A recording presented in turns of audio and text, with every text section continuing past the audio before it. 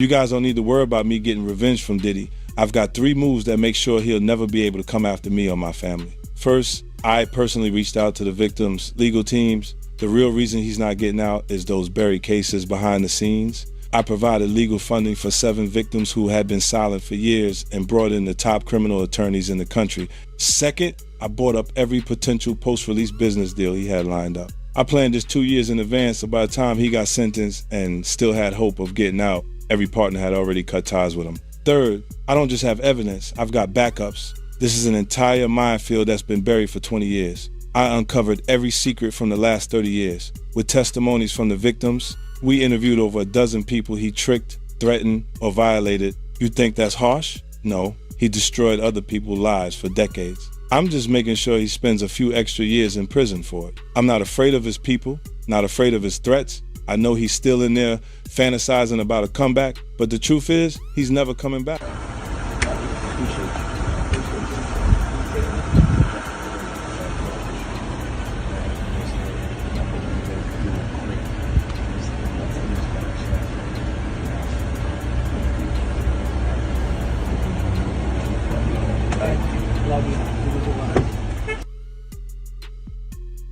Is this real life?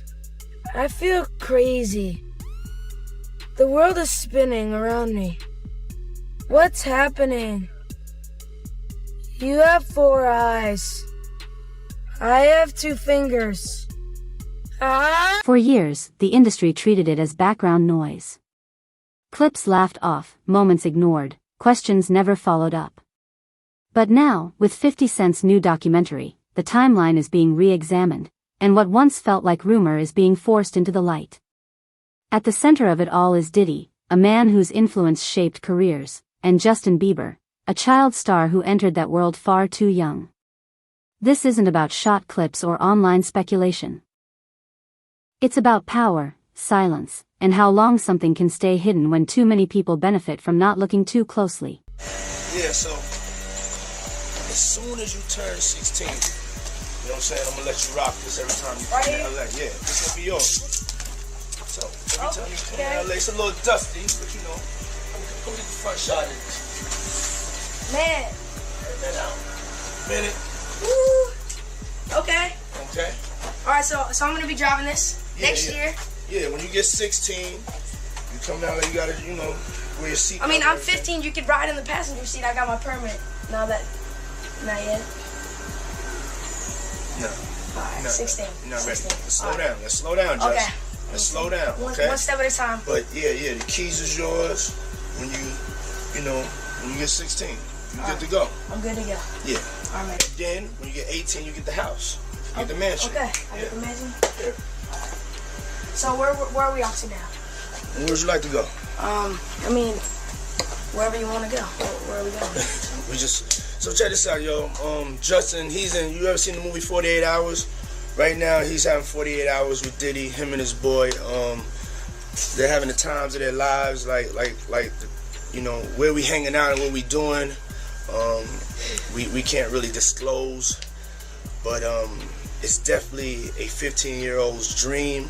I have been given custody of him.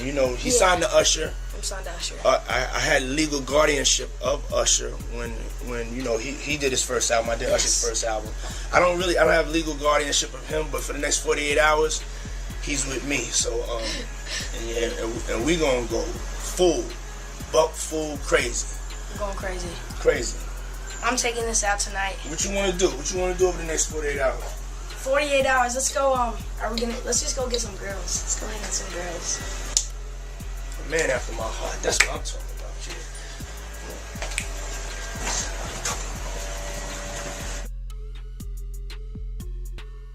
Justin Bieber's rise was framed as a modern fairy tale, but beneath the success sat an uncomfortable truth. A minor navigating adult power structures without visible safeguards. Archival footage and interviews show Bieber placed into environments where access, influence, and fame outweighed age-appropriate boundaries.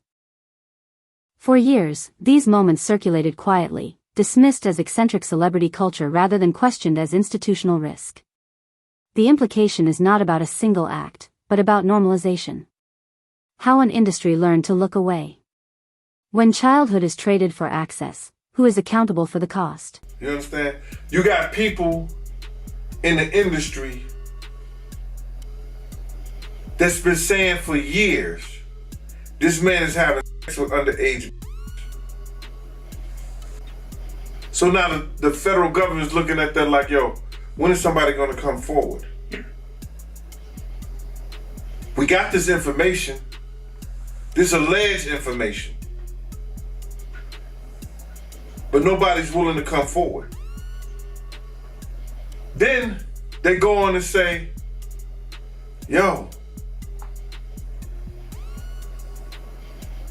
Shakur Stewart mysteriously dead.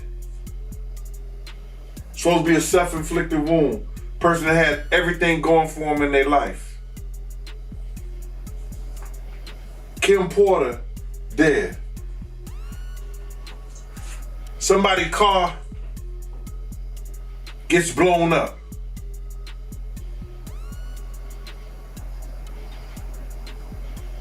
This guy is walking around threatening other actors, people.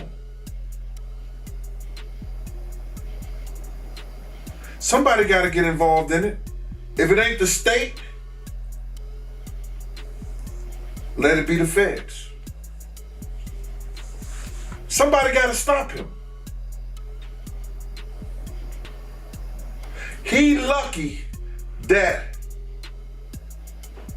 God given him the opportunity to be stopped while he's alive, then have to go to hell and face that shit. He got a chance to repent now, change his life. You mentioned minors, and a lot of people have been trying to drag Justin Bieber into this situation because there's a lot of suspect looking videos with Diddy and Bieber in it, and they're making a lot of allegations. 50 Cent has long positioned himself as an outsider to Sean Diddy Combs' private world, claiming awareness without participation. His statements dismissed for years as rivalry now resurface in a changed context shaped by legal scrutiny and cultural reassessment. This does not validate every claim, but it reframes intent. Warnings can exist long before proof becomes public. The implication is uncomfortable. When criticism comes from adversaries, it is easier to ignore.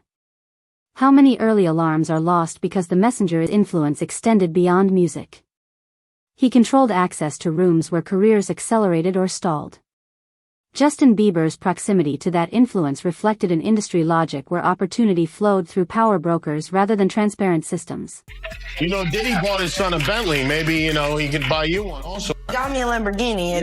Oh, that's nice. I haven't gotten it yet, though. Yeah, I know. Yeah, I know. When is that coming, that Lamborghini? We talked about this last time. He had the Lamborghini for a day or two, and he had access to the house, and he knows better than to be talking about the things that he does with Big Brother Puff on national television. Well, apparently not. Everything ain't for everybody. Do you believe the guy in the tape is white? If he's bigger than Diddy, and he's not none of the names that I said, probably so. But then they say he was young too. Yeah, they say he was young. Let me get his name right. I hope it ain't the Bieber. I hope it's not the Bieber. That's a good one. It might be him. But if they saying that the guy is young and he's an A-lister, I can't think of that many black people, man. Right. Not at all. And somebody that's more powerful, more of a celebrity than Diddy. You understand what I'm saying? If they were saying somebody that was more celebrity than Diddy, he was an A-lister, he was younger. You know what I'm saying? And if he's not black, it would have to be the Bieber. That's his name, Bieber? They said I got that wrong too. Justin Bieber, allegedly. I don't know, bro. Right. But when you heard the news that Diddy, he had a tape with another man, did that catch you by surprise or no? Well, all this shit is by surprise to me. A lot of this shit is by surprise to me, to be totally honest, man. Because I knew Puff. I knew Puff Daddy. The concern raised by observers is not only what happened privately, but why oversight was absent publicly when career advancement depends on proximity to authority. Boundaries become negotiable. In such a structure, who is empowered to say no and who pays for refusing? I knew Diddy before he was Love and Brother Love and back to Diddy. So, no, but the diddler, he's the diddler now. A lot of it's surprising, but it's not unheard of.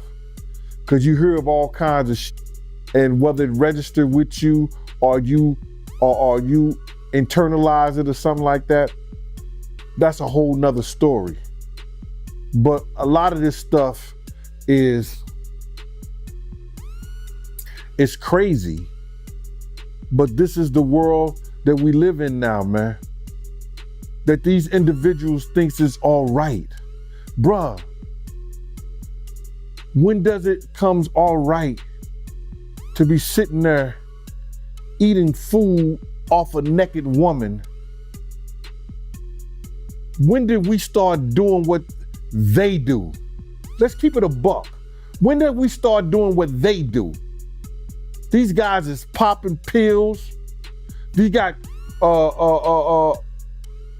Jay-Z dancing with a chick that's into cannibal. Long before Justin Bieber entered the spotlight, Usher publicly described being placed into Diddy's world as a teenager, an experience he later said exposed him to adult realities too early. That history matters because it establishes precedent, not rumor. When similar pathways repeat across generations, coincidence becomes less persuasive. The implication is systemic continuity, trust passed along without reform. If discomfort was acknowledged once, why was the system left intact for the next child? Might make you change your mind. Look at Lil Nas X. He fizzled out fast too. So would you say someone like Justin Bieber is a victim? I just seen he is reportedly selling his whole catalog because he's broke. Yeah. Yeah. And once he finishes getting that money, I don't understand why he's broke. He didn't have to be broke. Usher just wouldn't stop robbing him. Damn. I mean, Usher couldn't keep his hands out of his pocket. It's funny. He got him signed and turned over custody to Diddy. Boy was never the same, and neither was Usher's pockets, because Usher's been living off of Justin Bieber's money. He ain't been living off of his own. Because the truth is, Usher don't really make that kind of money. And I'm really just kind of sick and tired of Usher Raymond. Yeah, I'm really kind of disgusted with Usher Raymond, who does Greek wrestling nude with men over Frosted Flakes, allegedly. Like, I'm sick and tired of this guy who everyone knows got the Diddy bumps, who's been sued for passing them on and lost, is still sitting there disgracing women in front of their men who bought the tickets to like that whole scheme. He's causing a lot of divorce courts. But why? He don't even want them. He don't want them women. He's literally doing it just to destroy relationships. As scrutiny around Diddy intensified, many celebrities with historical proximity chose silence while 50 Cent amplified his commentary. This contrast exposes an unspoken industry equation. Speaking risks relationships, silence preserves them. Loyalty becomes indistinguishable from self-protection. The implication is not cowardice but calculation. An ecosystem where truth competes with survival.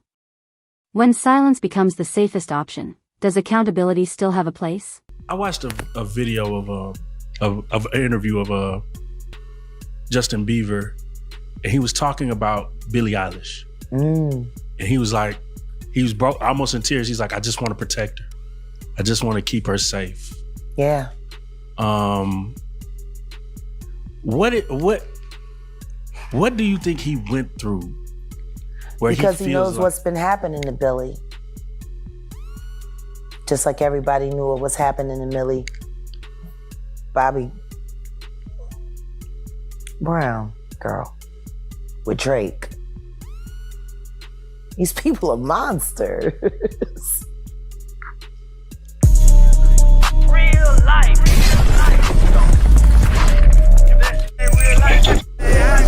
It ain't real life.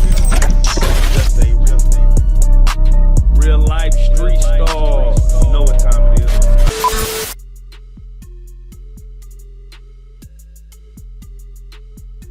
Jermaine Dupri said something interesting. He said the reason that R&B isn't as powerful as it is anymore is because children are going to church. Yeah. What is it about the transfer from the spiritual to the secular do you believe that's what made R&B so powerful? Understand this. Rhythm and blues was a combination of gospel and soul music. Because soul music has always been around in one form or another. It's just evolved throughout the years. And you got gospel, rhythm and blues. That's what put that together. That's why they made such a big stink about the Ray Charles incorporating gospel sounds into secular music. Because they wanted people to separate the two. This is demon, this is good. The truth is none of that's real. Right. There is no bad, there is no good. There is what is and there is what is not. And that's sad. But when you take the spirit that comes from that. Justin Bieber has never publicly accused Diddy of criminal wrongdoing, but his later reflections on anxiety, loss of control, and emotional collapse form a record that complicates simple narratives. He speaks of being overwhelmed young, surrounded by adults with competing interests, and lacking tools to protect himself. That just testified against Diddy to the grand jury and had to give up 8 videotapes to the feds that contained celebrities in these freak-offs with Diddy is now listing some of the names that he saw on these tapes. And this man said that he got these tapes from a very close friend of Kim Porter's, and these were Kim Porter's tapes that she was going to use against Diddy. And some of the names that he says are some that we have heard rumored over the years. He said he saw Justin Bieber on this tape and he appeared to be underage during this time. He also saw Usher on these tapes and Usher definitely appeared to be underage. And this one gave me the chills because we've heard that Usher is the one that sent Justin Bieber to Diddy. Courtney Burgess sat down with the Too Strong channel here on YouTube and started naming some of the celebrities that he saw on these tapes. Were kids involved in these parties that you can verify from looking at the tapes? If Justin Bieber was older than he's supposed to have been, yes. If Usher was older, well, Usher was definitely young. Okay. You understand? It showed the part with his, the blood was all in his bed. You understand? It looked like they came home from a event, a party or something. Went on to explain how Danny Boy was also in one of these videos with Mary J. Blige and Diddy together. And Danny Boy admitted when he was 15 that Mary J. Blige flew him out to New York and he slept with her while he was underage. The implication is not legal. It is human. Trauma does not always arrive with an allegation. Sometimes it surfaces years later as damage without a name.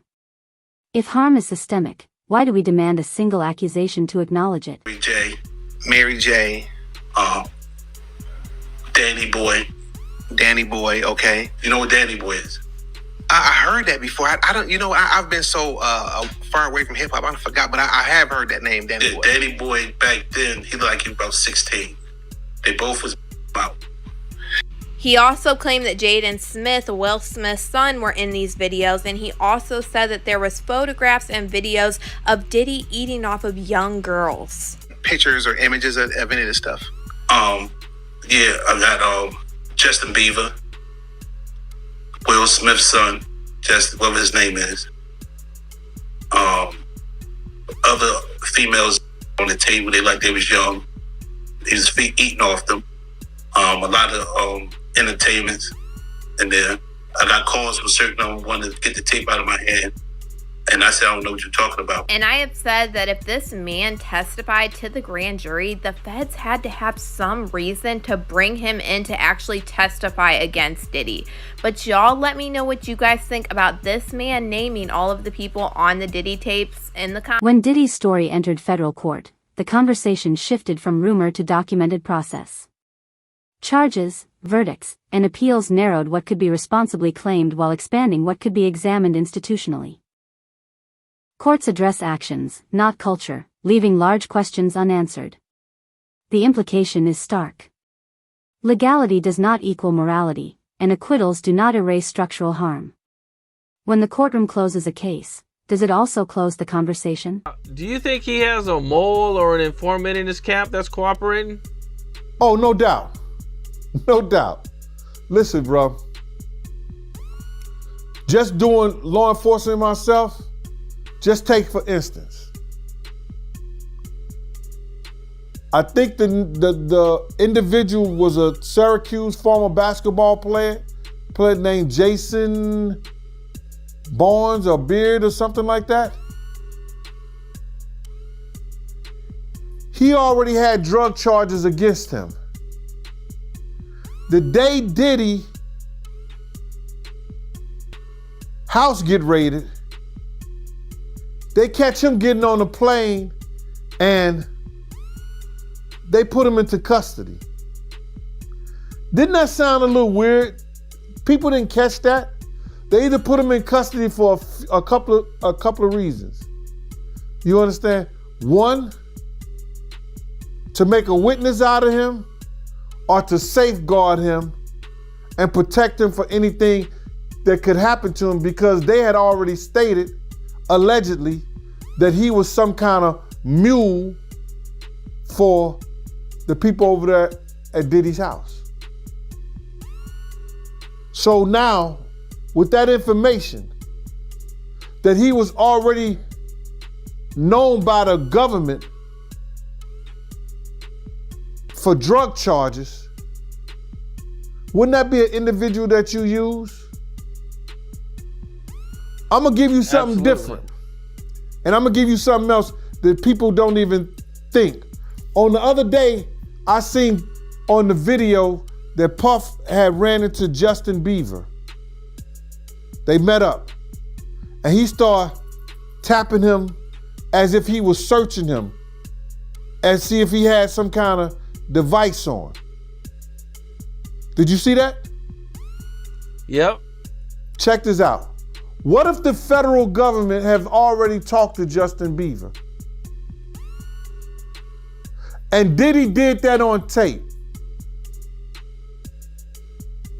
That means in his mind, he think this person may be a witness. Right? The intersection of 50 Cent, Diddy, and Justin Bieber reveals a larger truth about celebrity systems.